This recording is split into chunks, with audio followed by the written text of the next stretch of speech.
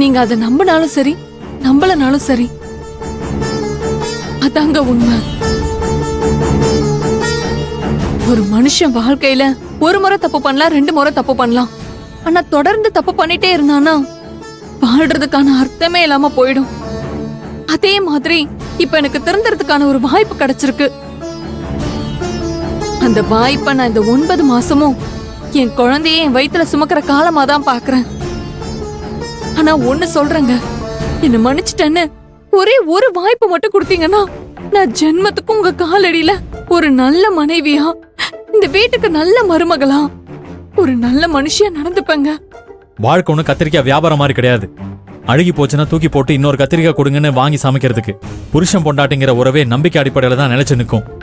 அந்த நம்பிக்கையவே கொண்டு புதைச்சதுக்கு அப்புறம் திருந்துனா என்ன, திருந்தலைன்னா என்ன?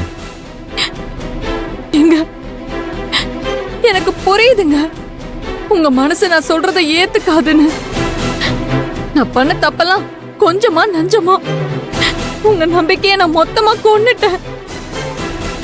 நீங்க என் மேல எவ்வளவு அன்பும் பாசமும் வச்சிருந்தீங்க. ஆனா என்கிட்ட இருந்த கேவலமான தாழ்வு மனப்பான்மையும் செல்வி மேல இருந்த தேவையில்லாத கோவம் எல்லாம் சேர்ந்து என்ன ராட்சசியா மாத்திருச்சுங்க.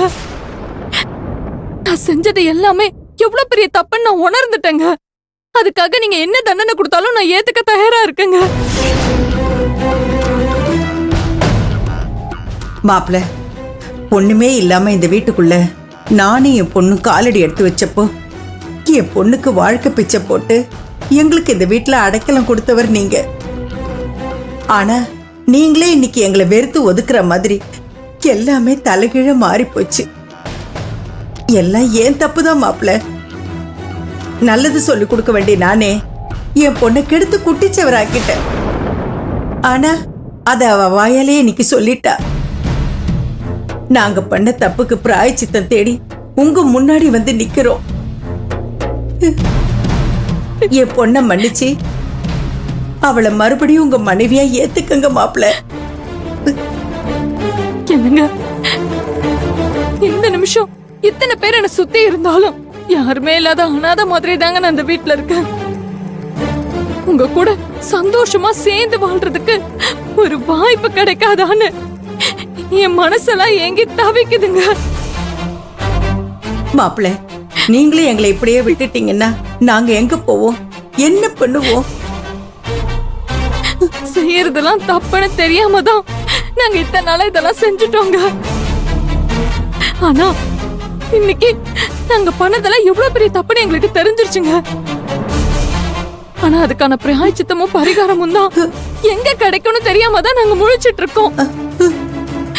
ஆனா ஒண்ணுங்க, இப்போ இந்த நிமிஷம் நான் முழுசா திருந்தி வேற ஒரு மனுஷியா தான் நான் உங்க முன்னாடி வந்து நிக்கிறேன்.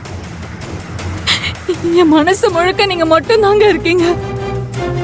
நம்ம ஒண்ணு சேர்ந்து வாழ்ந்தா அந்த வாழ்க்கை இந்த குழந்தையோட சேர்ந்து எப்படி நல்லா இருக்குங்கிற அந்த கனவும் ஆசையும் மட்டும் தாங்க இருக்கு. சத்தியமா சொல்றேங்க, இப்போ என் மனசுல எந்த விதமான கெட்ட எண்ணமும் கிடையாதுங்க. தெரியாம பண்ண தப்புக்கு தான் மன்னிப்பு, பரிகாரம், பிராயச்சித்தெல்லாம். ஆனா நீ செஞ்ச தப்புக்கு பிராயச்சித்தமே கிடையாது. யானை தான் தலையில மண்ணை வாரி கொட்டிக்கின்ற மாதிரி இது நீங்களா தேடிக்கிட்டது. இதெல்லாம் அனுபவிச்சுதான் ஆகணும். ஐயோ மாப்பிள்ள, நீ சொல்றியே நான் உங்களுக்கு துரோகம் பண்ணிட்டேன், பாவம் பண்ணிட்டேன்னு. உண்மையிலே நீ துரோகம் பண்ணது எனக்கு இல்ல, செல்விக்கு தான். இவ்வளோ பெரிய பாவத்தை அவளுக்கு செஞ்சோம் உன்னை யாருக்கிட்டையும் காட்டி கொடுக்காம மன்னிச்சு விட்டுருக்கானா அவ நல்ல எண்ணத்தை நீ புரிஞ்சுக்காத வரைக்கும் நீ செஞ்ச பாவத்துக்கு பிராயச்சித்தமே கிடையாது. உண்மைதாங்க, செய்யறது தப்பா சரியானு கூட தெரியாம நம்ம வாழும்போதுதான் மேலும் மேலும் நம்ம தப்பு பண்ண ஆரம்பிக்கிறோம். ஆனா நான் பண்ணது எல்லாமே தப்புங்கிறது இப்ப எனக்கு புரிஞ்சிருச்சுங்க. அத நினைச்சு என் மனசும் வருந்ததுங்க. ஆனா அதுக்காக இப்ப சம்பந்தப்பட்டவங்க கிட்ட மன்னிப்பு கேட்கறதுக்கு எனக்கு எந்த தயக்கமும் இல்ல. இனிமேலாச்சும் நம்ம குடும்பம் சந்தோஷமா இருக்கணும், அதுதாங்க எனக்கு முக்கியம். நீ மன்னிப்பு கேட்டுட்டா அவ உன்னை மன்னிச்சு ஏத்துப்பாளா? எனக்கு செல்வி மேல நம்பிக்கை இருக்குங்க. அவ ஒண்ணு என்ன மாதிரி கிடையாது, ரொம்ப நல்லவ. அவ என்ன மன்னிச்சு ஏத்துப்பா. நீங்க மனசு வச்சீங்கன்னா உங்களாலேயும் என்ன மன்னிச்சு ஏத்துக்க முடியுங்க. எனக்காக நீங்க என்ன மன்னிக்கலனாலும் நம்ம குழந்தைக்காக நம்ம சேர்ந்து வாழணும்னு அந்த கடவுளை நான் வேண்டிக்கிறேங்க. அந்த கடவுள் என் வாழ்க்கையில வேற ஏதோ கணக்கு போட்டு வச்சிருப்பாரு போல. என்ன ஒண்ணு, நாளைக்கே என் குழந்தையும் என்ன மாதிரியே அப்பா பேர் தெரியாத அனாதை மாதிரி வளர்ந்துடக்கூடாது. அதுதாங்க என் மனசை போட்டு தொலைக்குது.